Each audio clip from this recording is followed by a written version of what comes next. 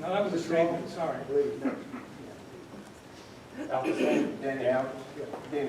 Former State Representative Danny Alden. Mr. Morton was correct. We have the best fire department in the world, one of the best police departments in the world. Change is the only constant that we have to work with, okay? Our realtors, our home builders are working as fast and as hard as they can, and they're running way behind. Last year, not year, in 2020, I think it was, Arkansas was number 11 in people moving into our state out of the 50 states. And I think that, would you consider, please, all the people that are moving here from California, Chicago, New York, you know, there are thousands and thousands of people moving into Fort Smith. And would you consider, please, all these changes that are happening before you try to present some kind of a long-term tax increase? Well, and I'll take that. You know, what we've got, what we put 10 years on there. Now, that's something we're going to talk about. I think we all recognize that the city could look a lot different than it does now before 10 years. There's some, you know, it costs money to do these elections. It's going to cost money to get prepared for it. And there's a certain amount of efficiency in 10 years. But we are going to talk about that as a group. And as I said, we have not talked about any of this. We do not talk to each other. That is, we try to follow the Freedom of Information Act. And so we don't talk to each other about it. But we are going to talk some more. But I'll let Neil respond. Well, Denny, you make a great point.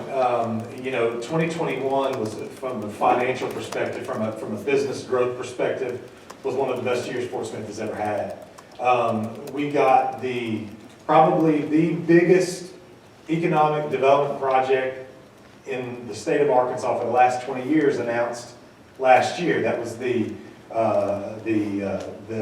air mission, the mission out at the airport for Singapore and other nations to come fly in. So we are seeing tremendous growth and tremendous great things happening in the city. And so, yeah, we want to try, and to get back to your point, David, we want to try to get this thing taken care of and knocked out and lessen the burden as much as possible on us and all these people that are going to be coming here in the next few years. They'll be here in 24, 25, 800 families, 800 to 1,000 families, 3,000 to 5,000 people are going to be here, living here, moving from all over the world. And so we're excited about that, but we don't want to burden you guys. We don't want to burden us. And we have been working on the consent decree since 2014. There's been work that's happened prior to that. But the decision was entered in 2014, and we've been paying on it up to this point. We're trying to keep rates as low as possible, sales tax as low as possible, but we're under this gorilla from the federal government, the consent decree from the federal government. And so we're dealing with it, we're trying to work through it. And unfortunately, we've got a little bit longer to go. And I think that's what Director Morton was sharing with us. We want to try to keep sales tax where they're at. I think that's the goal. And we want to try to lessen that burden as much as possible. Neil Vine. The deal, what I wonder about, the federal government wastes a lot of money on a lot of things. Yeah. And here we've got Joe Biden talking about handing out money to everyone who walks across the border. Right. So how about, can we get Bozeman and Womack to help us on some of this stuff? They'll be able to give us some help. No, they won't help We you. can talk to them. They are actively involved. I mean, our congressional delegation, our Senate delegation, Governor Hutchinson, they're all working with us.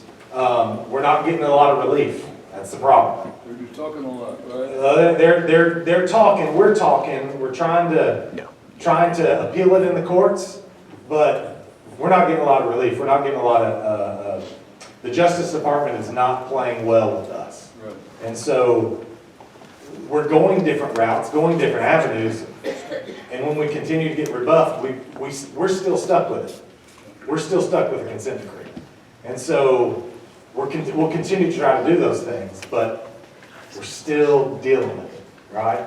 And so we're going to continue to try those things, but until we get some relief, until we get some decisions, we're still going to have I to. think we need to put heavy pressure Yes. on our congressional Yeah. group, and that includes Free Hill and some of those too. Right.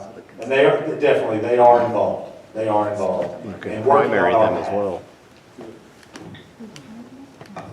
Thank you very much. Again, if you would, if you all want to speak, use the microphone, that way our recorder pick you up. Thank you. I got a comment. And let me just add,